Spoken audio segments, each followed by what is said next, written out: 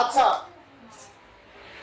সবাই খেয়াল করো, আমরা ছোট ছোট বাক্য থেকে আবার কি নতুন নতুন বাক্য তৈরি করা শিখবো, তাই তো? আপনার অর্থ কি? আমরা পরে দিয়ে কোনো বাক্য করতে গেলে আপনারা কোনো একটা ভার্বকে তার সঙ্গে আইএনজি যোগ করব, তাই তো?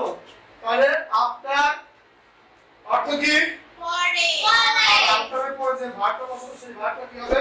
আইএনজি। তার সঙ্গে আইএনজি যোগ। প্রেজেন্ট ফর্ম মানে কি? ভার্বের এক নম্বর ফর্ম মানে V1, তাই তো? এই ভার্ব শুধু আইএনজি যোগ করব। তাহলে এখানে যতগুলো ভার্ব আছে সেই ভার্বগুলো যখন বাক্য তৈরি করব কি করব? তার সঙ্গে আইএনজি যোগ করব। লার্ন মানে কি? শেখা। কি মানে? কথা বলা। গো মানে? যাওয়া। ইট মানে? খাওয়া। গো মানে? জানা। আচ্ছা, টেক মানে? নেওয়া। সিট মানে? বসা। লুক মানে?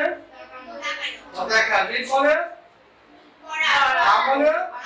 ক্লিন মানে? পরিষ্কার করা। গো মানে? আঁকা। আচ্ছা,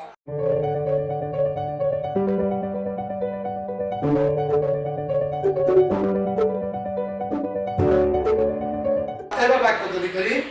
তাহলে আফটার লার্নিং,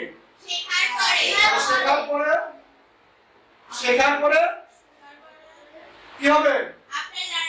শেখার পরে কথা বলার পরে, যাওয়ার পরে আফটার গোয়িং, খাওয়ার পরে, জানার পরে, লওয়ার পরে, বসার পরে, দেখার পরে, পড়ার পরে, আসার পরে, পরিষ্কার করার পরে, আঁকার পরে, কি পারবা? বলবো এবার এখান থেকে উত্তর দাও। তুমি ওঠো। আসার পরে, হ্যাঁ, যাওয়ার পরে, খাওয়ার পরে, জানার পরে, লওয়ার পরে, বসার পরে, পড়ার পরে, পরিষ্কার করার পরে, সাঁতার কাটার পরে, ক্লিয়ার? না বোঝা নাই? পারবা? তুমি ওঠো।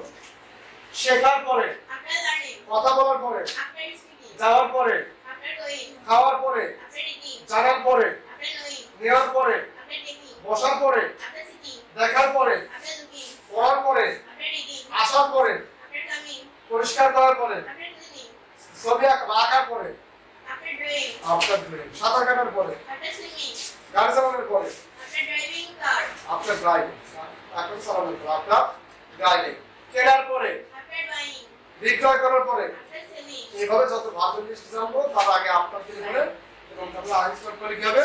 এরকম ভার্ব তৈরি করা যাবে, যাবে না? এবং তারপরে আরো নতুন নতুন বাক্য যোগ করে সেন্টেন্সটাকে আরো বড় করা যাবে। যাবে কি যাবে না? যাবে তো? তাহলে আমরা আবার একটু ভালো করে সবাই লক্ষ্য করি। লার্ন মানে কি? শেখার পরে লার্নিং। কথা বলার ইংরেজি কি?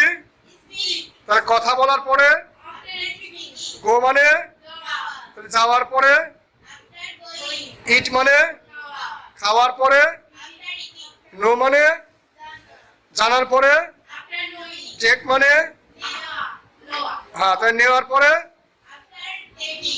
সিট মানে বসার পরে, লুক মানে দেখার পরে, রিড মানে পড়ার পরে, কাম মানে আসার পরে, ড্র মানে আঁকার পরে, ড্র মানে আঁকার পরে, সুইম মানে সাঁতার কাটার পরে, আফটার সুইমিং। পারবা?